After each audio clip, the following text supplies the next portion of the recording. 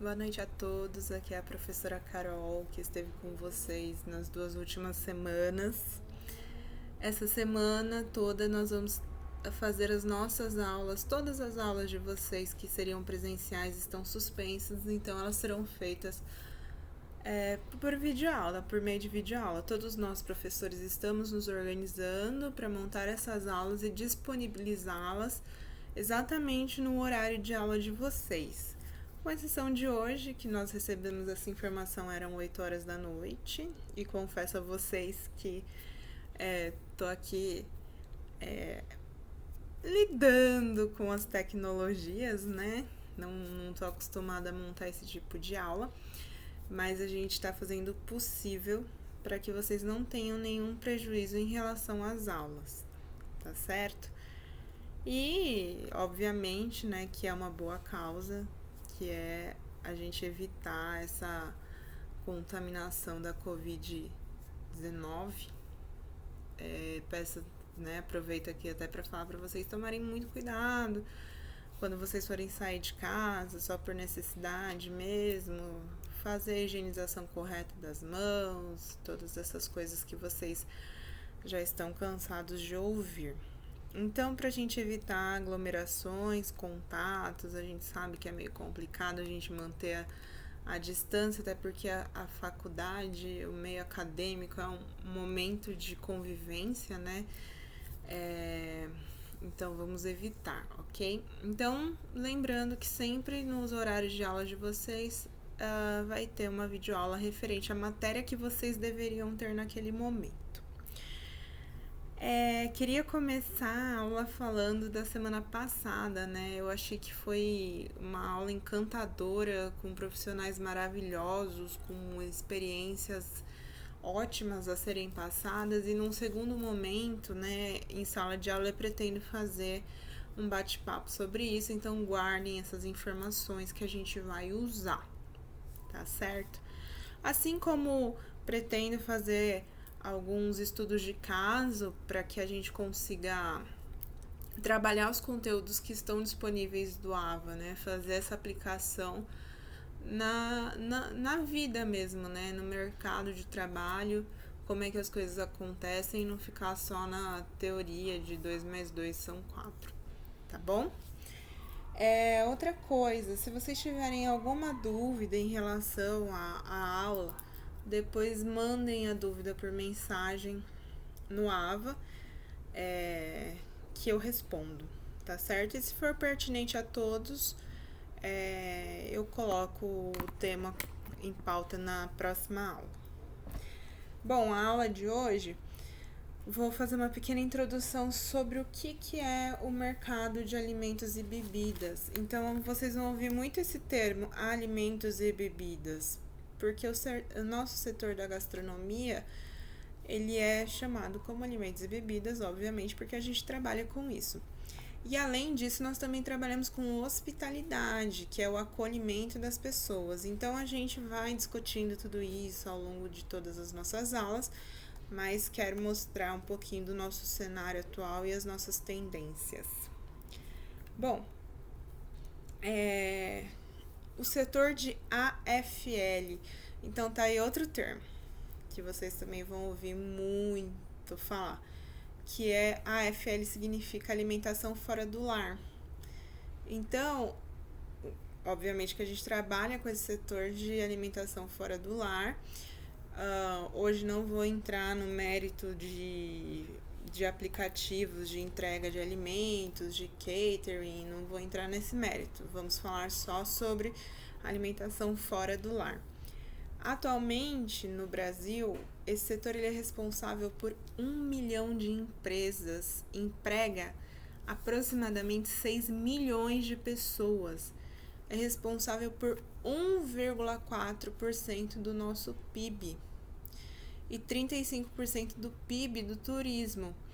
Então, veja que, além da hospitalidade, também estamos ligados ao setor de turismo. Existem restaurantes, inclusive, que são classificados como vale a pena a visita, né? Tem pessoas que viajam para conhecer determinados restaurantes, tá? E outra, né? A pessoa está viajando a turismo, ela vai precisar comer fora do lar, porque ela está fora da cidade dela, obviamente, ok? E também é responsável por 50% das despesas domésticas com comida. Gente, isso é uma média. Obviamente tem gente que gasta mais, tem gente que gasta menos, né? Geralmente, pessoas que trabalham muito tempo, né? E não somente fora do lar, como dentro do lar, costumam se lançar mão desse artifício de comer fora ou pedir comida, tá bom? Agora eu queria falar um pouquinho das tendências do setor de A e B para a gente já iniciar esse semestre, né? Com isso em mente, com essa referência, com essas referências, né? Porque os trabalhos que a gente for fazendo, realizando, a gente já tem uma diretriz para seguir, tá bom? Então, lembrando, setor de A e B, setor de alimentos e bebidas. O primeiro ponto dessas tendências para 2020 são as tendências mais atuais do mercado. Vocês vão ver assim que a maioria não foge muito do que já está acontecendo, mas isso permanece como tendência e pode até, como eu posso dizer, pode até, essa própria tendência ela pode ir se ramificando. Então veja, se antigamente a nossa tendência era sustentabilidade na alimentação, nós agora vamos ter sustentabilidade, responsabilidade social, ética, transparência e histórias vencedoras. Tudo isso ligado, tudo isso junto e misturado. Ué, mas já ia falar igual mineiro, uai. Ué, mas sustentabilidade. O que sustentabilidade tem a ver com responsabilidade social, ética, transparência e histórias vencedoras? Bom, vou colocar na imagem aqui, né? Que aí pelo menos vocês vão olhando uma imagem bonita. A sustentabilidade, ela tem tudo a ver com todos esses outros termos, tá? Cada vez mais as pessoas elas estão se preocupando com a própria saúde, mas também com a saúde do planeta. E aí as empresas elas vão ter que cada vez mais, né, as empresas, os restaurantes, as indústrias, tudo que envolve o setor de A e B, vai ter que investir em ecoeficiência. Então elas vão ter que buscar alternativas sustentáveis para evitar desperdício, se preocupar com a reciclagem, fazer o aproveitamento total do alimento, reaproveitamento, seja de alimento, seja de embalagem, seja o que for, né? Apesar que de embalagem não pode, pela Anvisa, então então tem que ir atrás exatamente disso, porque tem coisas que você não pode reaproveitar e não poluir, né? Evitar de poluir é até mais importante do que as outras, porque a maior parte, né, reciclar, reaproveitar, isso tudo é porque você falhou em algum momento nesse processo do não poluir, tá? Se eu não me engano, foi no ano passado que o mundo chegou a um ponto que ele não tem volta. O nosso planeta chegou a um ponto que ele não tem volta. A partir de determinado momento do ano passado, a gente não consegue mais reverter esse nosso consumo. Se a gente continuar consumindo do jeito que a gente consome agora, a gente não consegue mais produzir o suficiente para esse consumo. Então a gente não consegue mais voltar atrás. Nosso consumo chegou assim ao ápice. E é interessante falar também de algo que está acontecendo agora, né? Tem várias imagens de satélite circulando na internet mostrando sobre a China, né? Como que a poluição da China diminuiu nesses últimos meses, porque as pessoas ficaram enclausuradas em casa e poluíram menos, né? Talvez a gente tenha que repensar esses nossos conceitos. Assim como mostrou no jornal, não sei qual jornal, se for no jornal Hoje ou Jornal Nacional, porque tá passando o jornal o dia inteiro, mostrou Veneza. As águas de Veneza, elas são turvas. Você não vê nada, elas são super escuras, você não vê nada. É como se fosse um asfalto líquido, vamos dizer assim. Tô exagerando, mas é isso mesmo, tá? Porque lá os canais eles são utilizados como meio de transporte. Os ônibus lá, na verdade, são barcos, né? São barcos. Então lá não existe a locomoção por carro, moto, automóveis terrestres, porque não tem espaço para isso. As vielas são muito estreitas, né? Então a gente só consegue caminhar ou andar de bicicleta. Não existem ruas em Veneza. Não sei se vocês já tiveram a oportunidade de ir lá, mas ela é surreal para quem mora em grandes metrópoles igual a gente aqui em São Paulo, que realmente as ruas são água, né? Então tem barcos andando. E aí mostrou nos canais, os canais cristalinos, aparecendo peixinhos.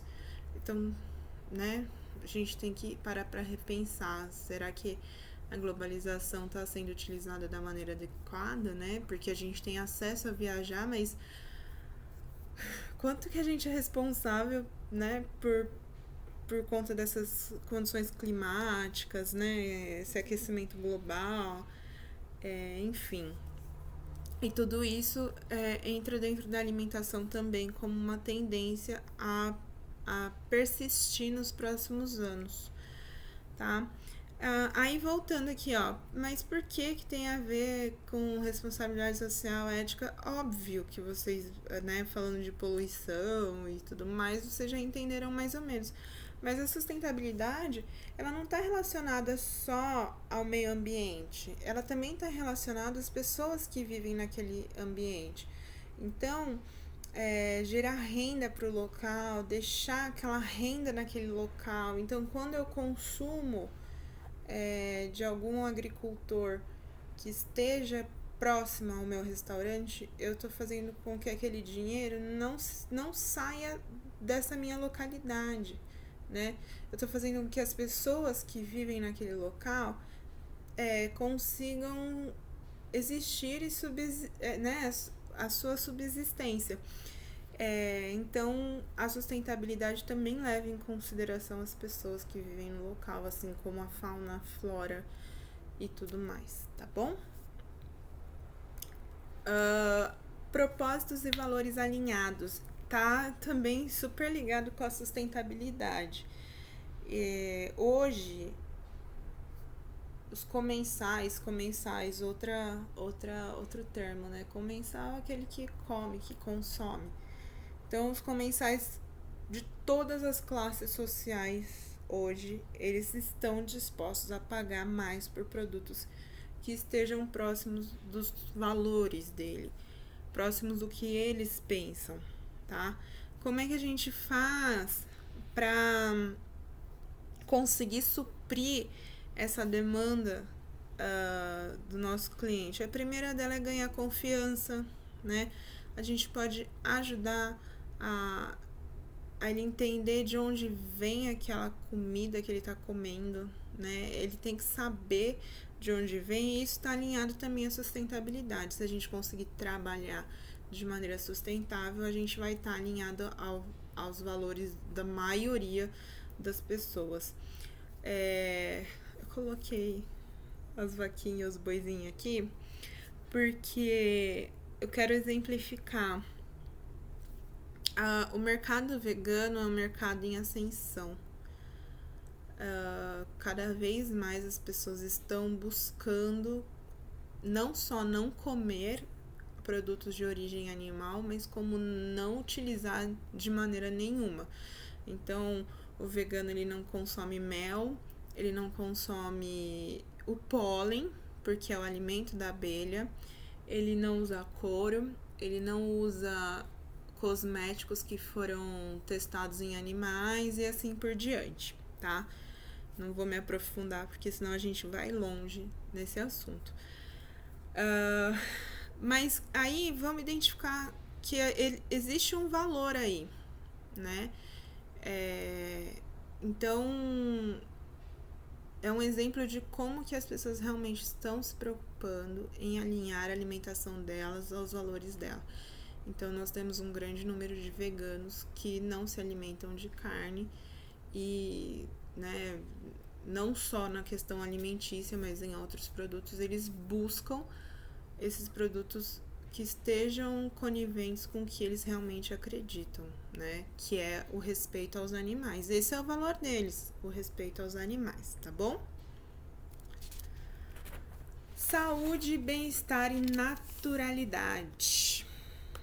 Aí, de novo, a gente volta, né? O pessoal isso inclui a nós, né? Está preocupado com a saúde do ambiente, mas com a própria saúde. O que as pessoas têm feito e que a gente pode agregar no nosso cardápio? Aumentar o consumo de plantas. Isso é devido à questão de saúde do organismo humano, que a gente, né, parece que as pessoas estão se informando de uma maneira melhor, entendendo que a gente não precisa comer por status, a gente precisa comer para se nutrir. Então, o que a gente precisa? Dos macronutrientes, dos micronutrientes, onde é que eu encontro isso, né? Então, as pessoas estão conhecendo os alimentos.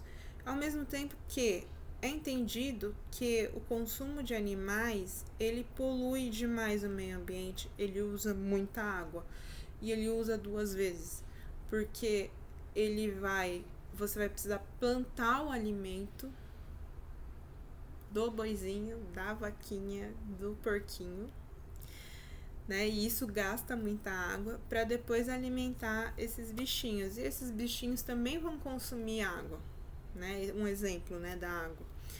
Então, se você pular uma etapa, ou seja, se você não criar os animais para consumo, para alimentação e consumir diretamente as plantas, você está gastando menos água, né? Então, esses conceitos estão relacionados à saúde e bem-estar, certo? Eu como bem e me sinto bem, porque o meu organismo tá bem e eu tô cuidando do planeta em que eu vivo. Outro conceito, né, que é tendência é o mood food. Meu inglês, eu não quero humilhar vocês com o meu inglês perfeito.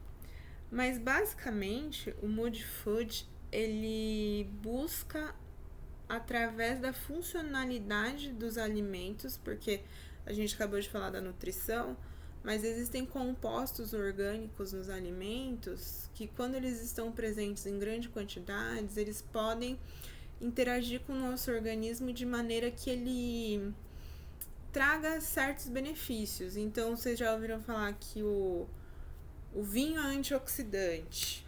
Então, o vinho antioxidante significa que aquelas substâncias, elas vão...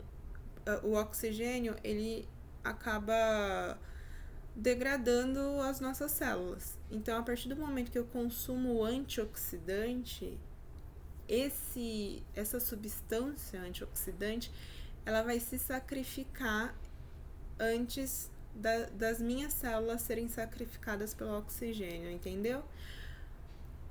O bom é que vocês não estão aqui para responder se entenderam ou não, porque aí eu não tenho que explicar de novo.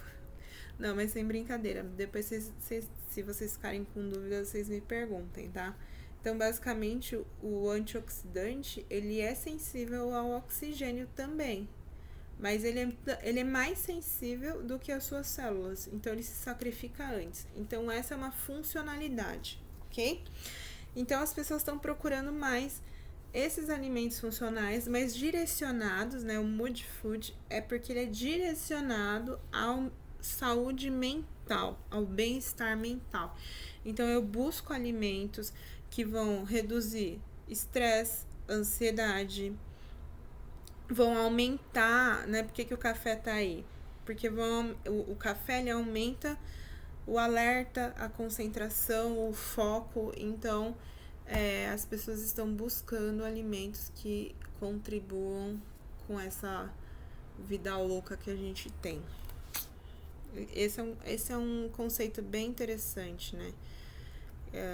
Aí, se vocês tiverem interesse, vocês pesquisem sobre gastronomia funcional, cozinha funcional, ou o próprio termo mood food, tá bom?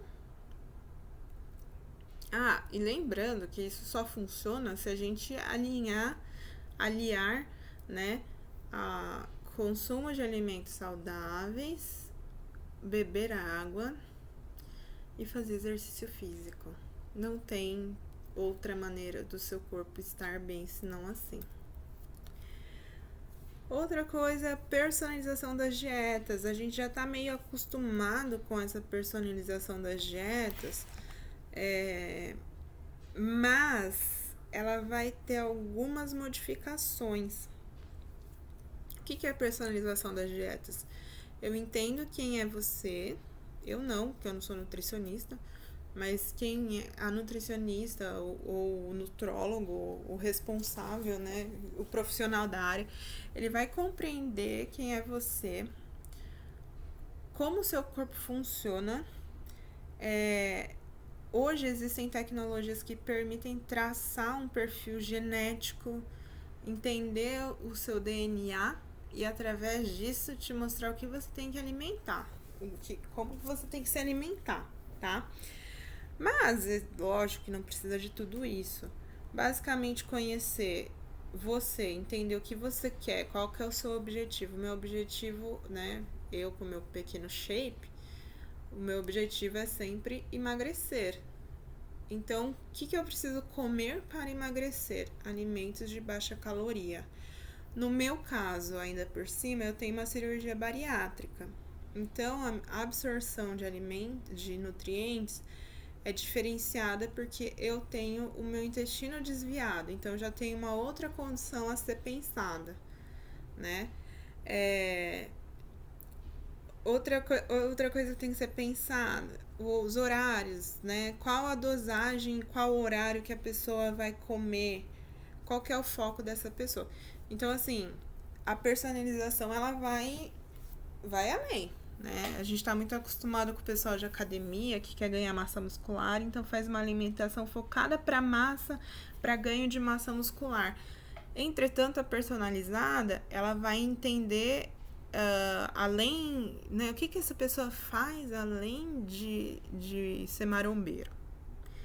Então, não é só frango com batata doce que essa criatura tem que comer. Que horas que ela tem que comer e o que ela tem que comer. Basicamente, o que a gente sabe é que antes de ir pra academia, a gente tem que comer carboidrato e na volta proteína, né? O carboidrato para dar energia, a proteína para restabelecer o tecido muscular. Então, considera-se todos esses fatores, a rotina da criatura, né? E a tendência é você conseguir fazer mapeamento e entender esse cidadão biologicamente e geneticamente. Bom, um outro é experiência, indulgência, conveniência. Essa palavra indulgência, ela é maravilhosa, né? Experiência é basicamente o que o setor de alimentos e bebidas busca oferecer às pessoas, né? Experiências únicas que vão desde a escolha do ambiente, do talher, a personalização do atendimento e aquela comida única. Basicamente, isso daqui não é que a pessoa vai comer porque ela precisa se nutrir, ela vai comer por lazer e por prazer. Então, a indulgência é quando você se dá o luxo de determinada coisa.